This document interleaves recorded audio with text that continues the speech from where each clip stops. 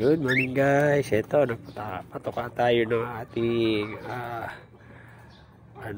ibon ngayon. Check natin kung ilan na isang araw kasi isa yan eh. Ngayon ay dalawa na. Ayun, dalawa na yung ilim-lima niya. So magandang sana mapisa pareho para biglang dami yung natin, madadagdagan ng 4. So magiging 10 na sila kung sakali. Sana magtuloy-tuloy para next week yung project natin, gagawa tayo ng malaking kulungan nila para nakakalipad sila sa loob.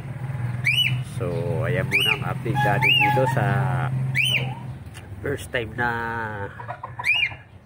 ng itlog natin na breeder. So yan, dalawang yan ay magkapatid pala, nagpari sila.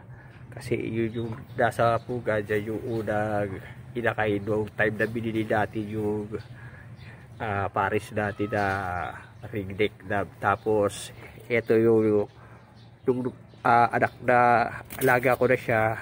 Ito yung nabuhay, yung babae, yung kapatid niya na lalaki na batay. So ang naging maganda lang, lalaki pala yung una, tapos ito naging babae. So nagpare sila.